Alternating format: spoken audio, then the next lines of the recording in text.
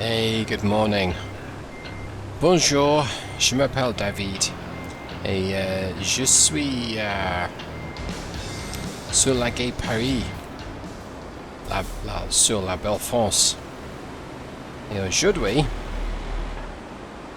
you know what, I'm not going to try and keep up my French accent or my French the whole trip.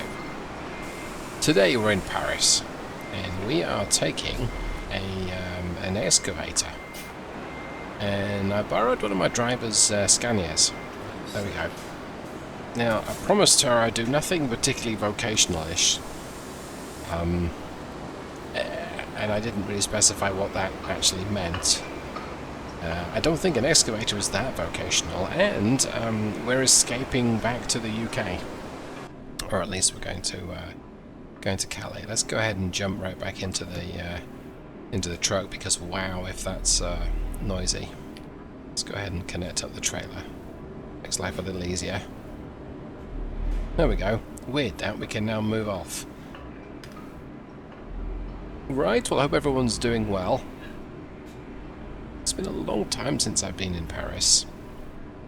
Both in the game and in real life. And what better way than to just enjoy this blue Scania. This is the RJL Scania truck. It's a mod truck. It's available on the Steam Workshop. And I really wanted to configure this as a machine that is generally used for the sort of more trailer type runs. Typically all over Europe. This driver in question, she's been very productive. Oddly enough, she didn't really want to do the team driving thing with me. Which is a shame. But, okay. But she said I could absolutely borrow her truck, which was nice of her, as long as I didn't do anything too vocational-ish. Quite what that means, I'm not entirely sure. But, yeah, I mean, here we are. And like I say, this isn't too vocational. Maybe. Yeah. And, I am... Well, first of all, I'm a fan of Saab. So I've enjoyed Saab cars over the years. I lament their passing. And Saab cars are a bit of a... They're a little bit quirky. And some people get them and some people don't. And it's okay if you do, or okay if you don't get them. Scania seem a little bit more mainstream. At least in the trucking market.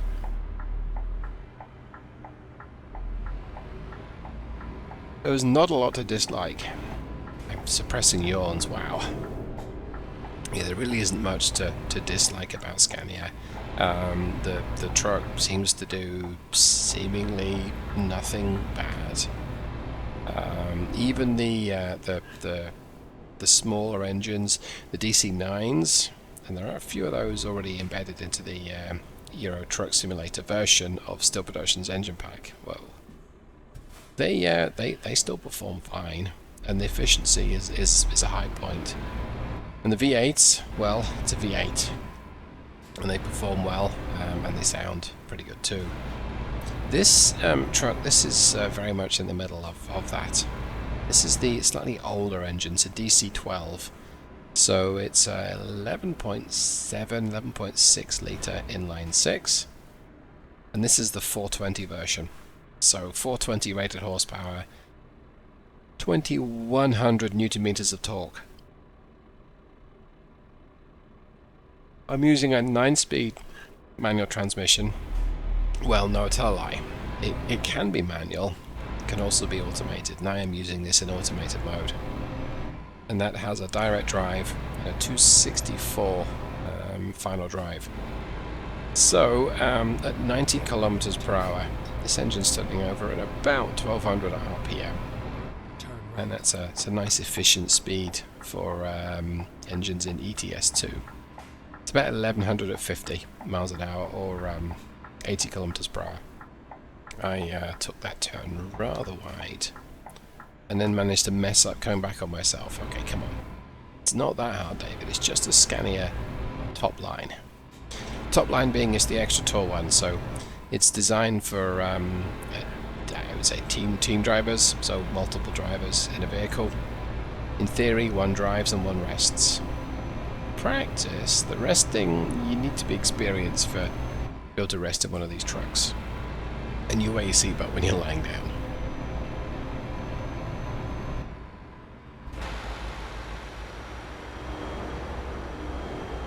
As for Paris, it's never looked so good. There's nothing else to really say there. It looks great. Let's get a bit of power on, I think. Let's put these 420 horses to good work. Bit of wheel cam action. Kind of noisy down here, as we expect. And it is not the lightest cargo. Let's go ahead and use the right-hand lane. But the trailer's going to be pretty heavy too, so it's taking its time to get me up to 80 kilometers per hour. Squeeze that and start to pedal just a little hard. In fact, you know what? Let's just use the cruise control.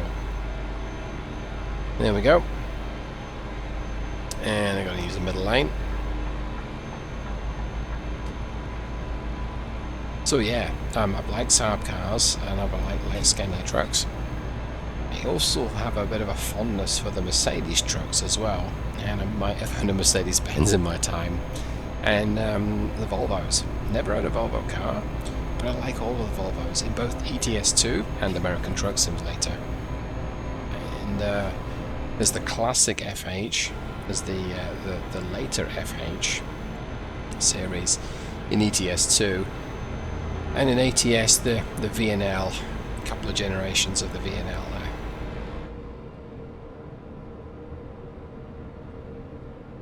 Right, well I'm going to get my speed up to 90 kilometers per hour because we can. The route today, we're heading north, we're going to Calais. Calais is famous, well let's say famous, it's if you talk to someone from the UK and you talk about getting the ferry or getting the channel tunnel between mainland Europe and the UK, they will likely think that you're going to and from Calais. Calais being the city in France.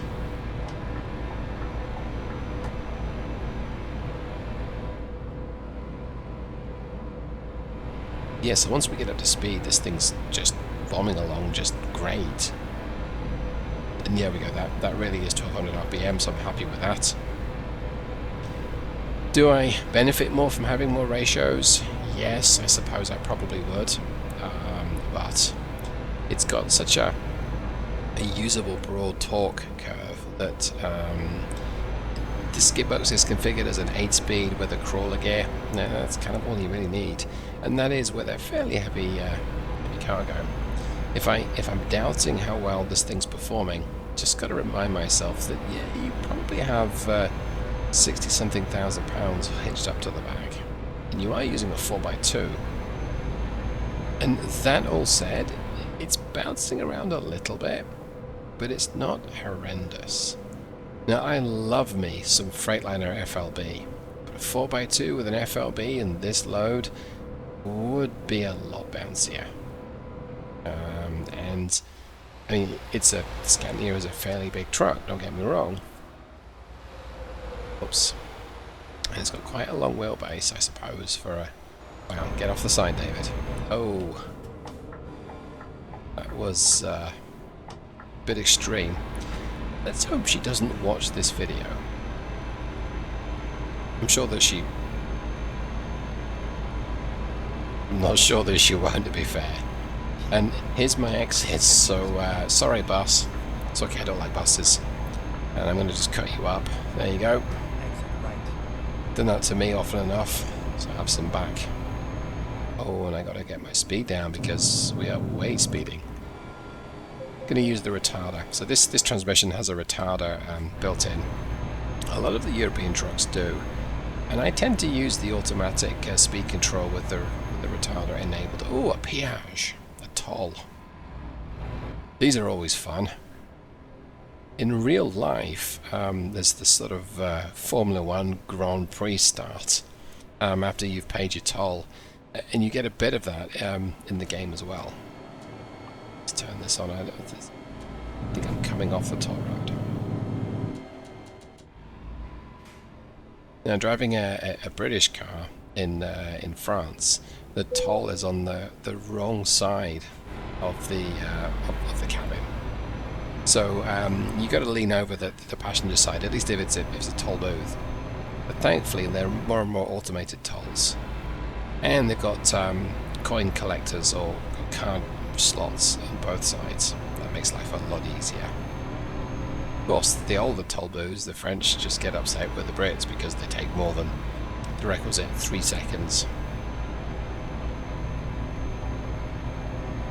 I'm going to give it progressively more and more power. So I'm at full power right now. Yeah, and it's shifting up exactly as it should, so I'm going to just hit resume on my cruise. It's shifting up at 1600 RPM, and that's a good engine speed. It's not excessively high, and for what is essentially an 8-speed, that's really good going. Can't really argue so much with that. There's a couple of 100 kilometers left in today's trip. This is going to pass fairly quickly. Truck's got a bit of damage on it, that's weird. I'm sure it got to me like that. Maybe. Possibly. Yeah, it's a little bouncy around now, but we are sort of getting up to 55.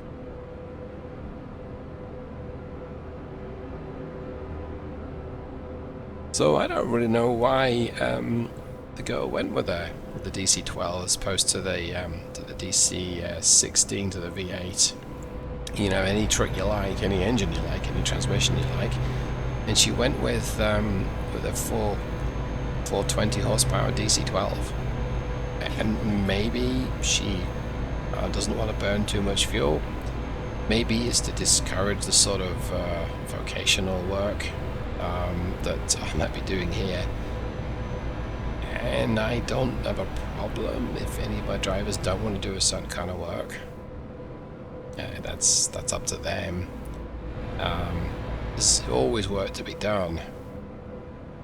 So, I don't know. It's a very pretty blue colour. I think this is the Scandinavian blue. Get exactly what it's called. It's a very nice colour. And so I would like to keep it clean as well. And maybe that just means avoiding building sites. Or maybe just avoiding building sites is sensible anyway. I don't know. I'm going to bring the speed down by 10 kilometers per hour. I'm not going to do it from that view. I wanted to do it from the perspective of the chase view, but that's not sensible. I just struggle to drive it from the external view. Yeah, such a beautiful blue. And it even managed to find a trailer that kind of matches.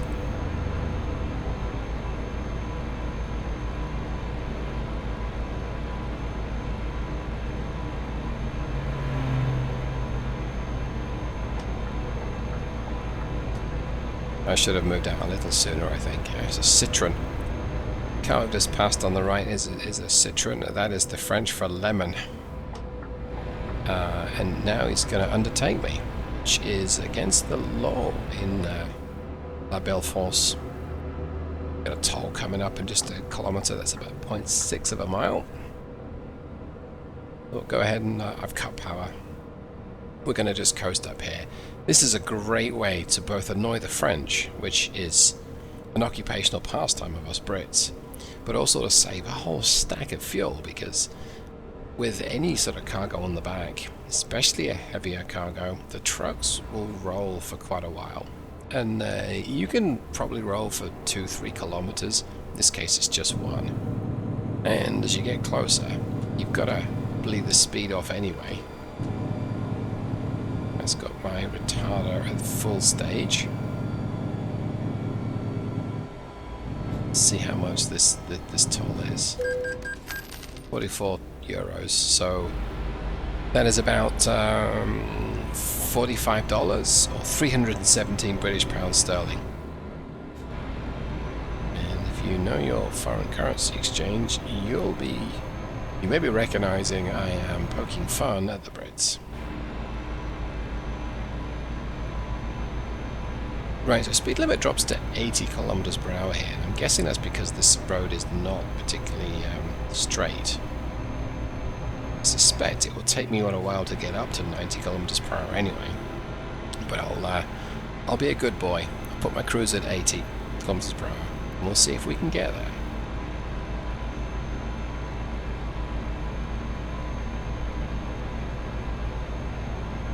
It's a bit hilly as well.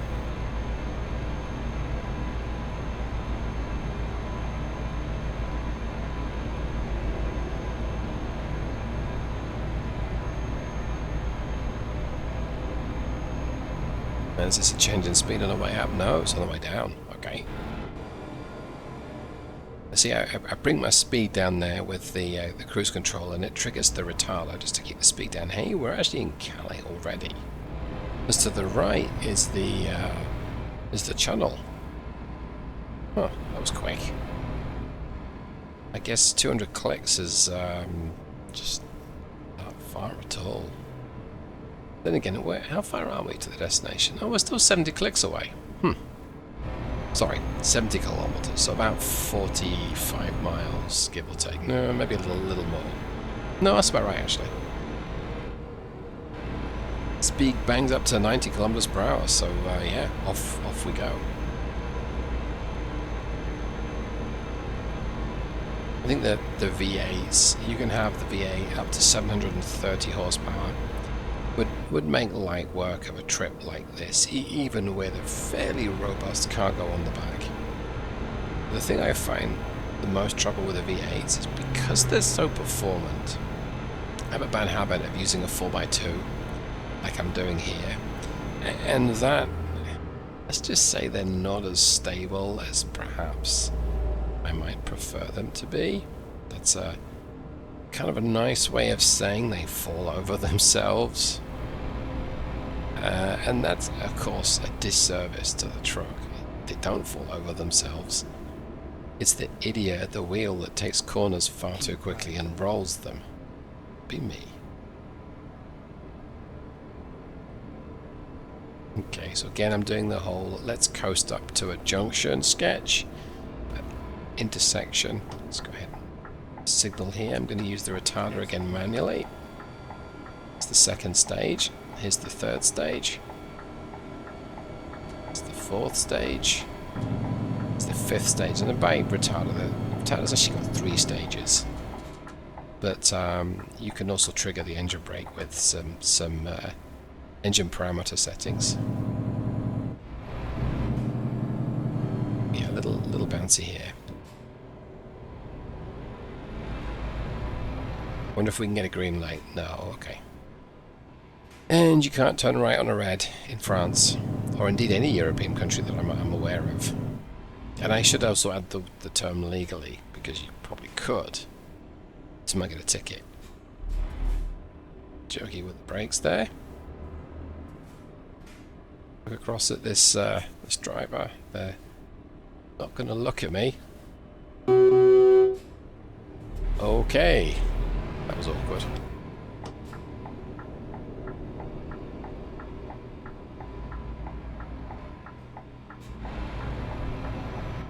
I forget that a lot of the trailers that you can use in Europe, especially some of the more longer ones, have got steerable axles, and they make the longer trailers interesting to drive because they're just as long and the cargoes are just as heavy, but the yellow light there, but they're a lot more maneuverable, and that can catch you out. If you spend a lot of time in ATS, you're used to having to sort of swing as wide as you would in a Boeing 747 to make a corner. Well, in Europe, you may not have that much space, and so you're like, what am I going to do here? Never fear.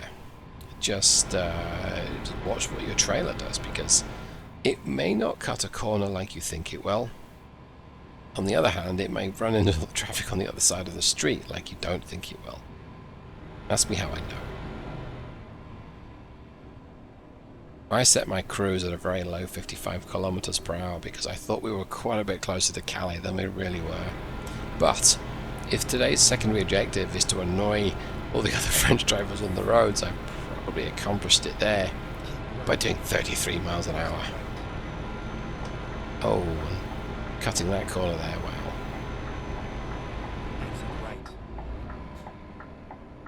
Okay. Get ready to turn left.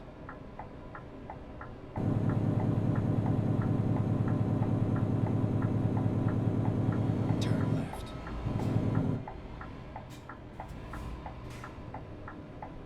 I mean, it says give way, but who do I have to give way to? The road ends on the right. And here we see Calais. Now, is that, do I own that garage there?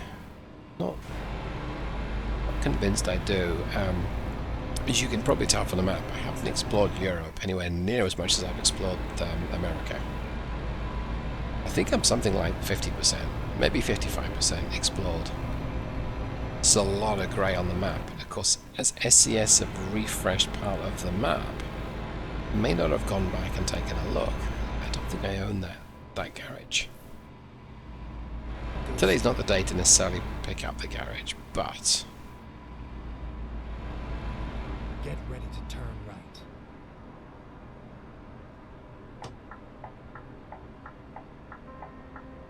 Turn it was good to know. Right, so let's turn a little sooner. Yeah, so the trailer does definitely stick to the curve a lot better, curve of the road.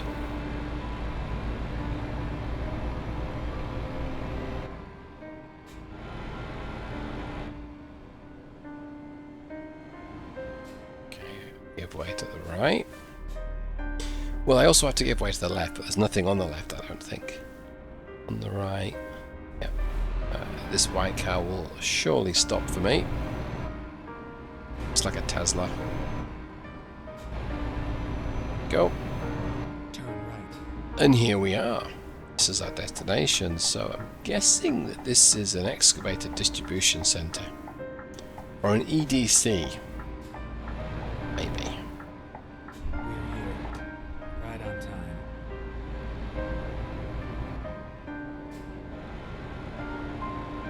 Okay.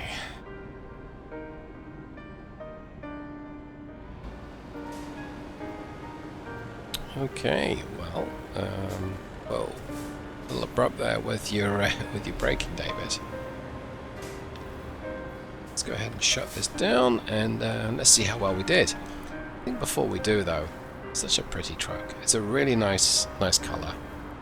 I like the sort of Scandinavian blue, and really, what's not to like about these trucks? Yeah, I enjoy them. Let's see how well we did.